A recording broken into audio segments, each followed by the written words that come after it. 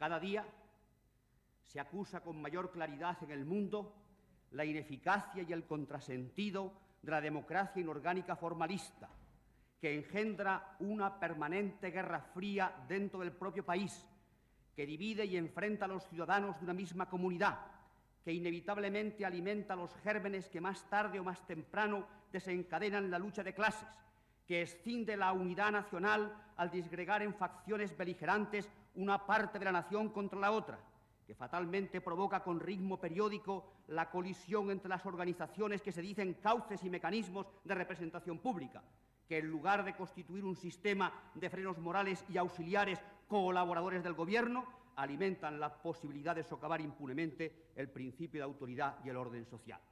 ¿Acaso no preveía Franco con estas palabras las consecuencias ya visibles y alarmantes del abandono de los principios durante el año transcurrido desde su muerte? El proyecto de reforma se halla en conflicto con la filosofía política del Estado que surgió de la Cruzada.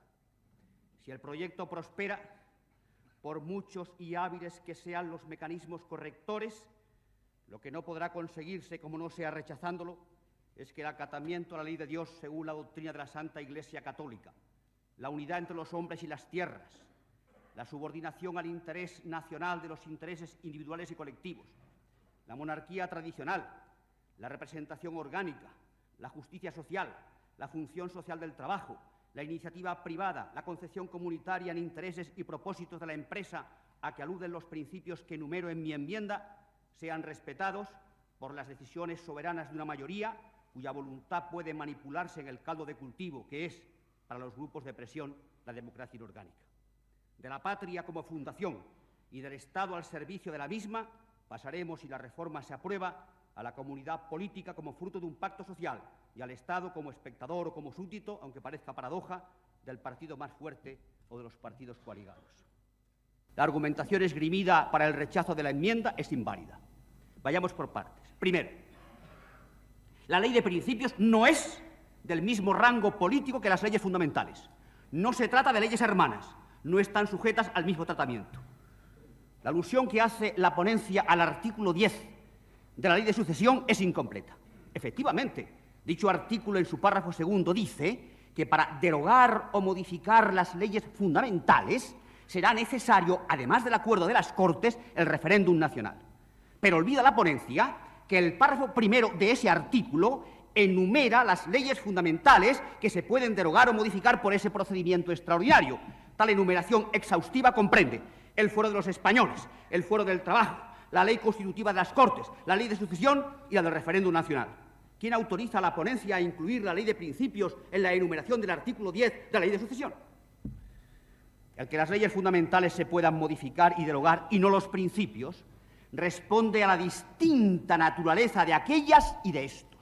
Los principios y la ley que los recoge son algo así como lo subyacente de la Constitución, o lo que los juristas alemanes llaman la Constitución de la Constitución, es decir, la filosofía política de un sistema determinado, la expresión viva de las valencias que definen e identifican a una comunidad concreta, y en este caso a España, la base de lo permanente que decía José Antonio y que no puede ponerse en peligro. Por eso, Franco, previendo la argumentación de la ponencia de que desde el punto de vista legal todas las leyes fundamentales tienen el mismo rango jurídico, aseguraba que la ley de principios posee su propia singularidad y con ella un valor relevante.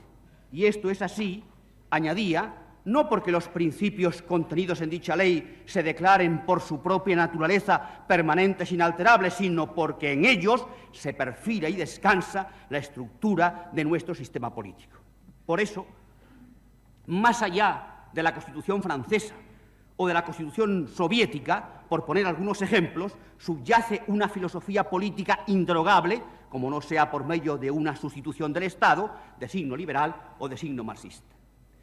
Un ilustre soldado decía no hace mucho, saludando oficialmente al rey de España: en la vida de las naciones hay unos principios consustanciales con su manera de ser, incrustados en su alma, que cuando se olvidan o simplemente se vulneran, la vida de la nación se desarrolla en un estado de inquietud e intranquilidad y al final surgen el caos, la destrucción y la miseria. Quizá por eso, el artículo 9 de la propia ley de sucesión, distinguiendo el rango diferente de las normas en juego, establece que el rey ha de jurar las leyes fundamentales, así como lealtad a los principios que informan el movimiento nacional. B. El artículo 43 de la Ley Orgánica del Estado, con análogo carácter diferenciador, habla de que el juramento de fidelidad que han de prestar las autoridades y funcionarios públicos se refiere a los principios del movimiento nacional y demás leyes fundamentales del reino. Y C. El artículo 2 de la propia ley de 17 de mayo del 58 preceptúa no un juramento genérico a todas las leyes fundamentales, sino a la de estos principios. El juramento, pues, se presta a una ley, la de principios, que no puede modificarse por su propia naturaleza, porque es presupuesto de la Constitución, y a unas leyes que, por ser constitucionales, pueden modificarse y derogarse según el procedimiento que la propia Constitución establece. Decir, como lo hace la ponencia, que la expresión por su propia naturaleza no puede referirse más que a su naturaleza constitucional, porque las calificaciones legales solo son relevantes en el mundo del derecho, es una interpretación muy respetable, pero forzada y retorcida, que no puedo compartir. Que la inscripción de un derecho en un registro público, sea constitutiva o declarativa, podrá ser una calificación legal solo relevante en el campo del derecho. Pero que la ley diga, por ejemplo, que el matrimonio es indisoluble, es una calificación que no solo escapa al mundo del derecho, sino que el derecho positivo recoge de la naturaleza misma de la institución matrimonial. Segundo, dice la ponencia que la modificación o derogación de los principios cabe, además, porque según la propia ley, artículo 1, son la síntesis de los que inspiran las leyes fundamentales. Por tanto, si éstas pueden modificarse, de esta modificación se seguirá la de aquellos. El argumento es muy pobre, porque entonces huelga que ese mismo artículo los declare permanentes e inalterables. Ello supone una contradicción in terminis, una falta absoluta de lógica, imperdonable en asuntos de tan vital importancia. Por eso es que, además, las cosas no son así. Los principios no son una síntesis extraída de las leyes fundamentales, obtenida por destilación meticulosa de estas, de tal forma que, si cambiamos los ingredientes de la infusión, el líquido resultante tendrá un color y un sabor distintos. No, las cosas, como digo, no son así, sino que son todo lo contrario, pues tales principios coinciden, como señala el breve preámbulo de la ley, con los ideales que dieron vida a la cruzada, cruzada e ideales, que son los únicos que históricamente legitiman el Estado actual, la monarquía y la Constitución.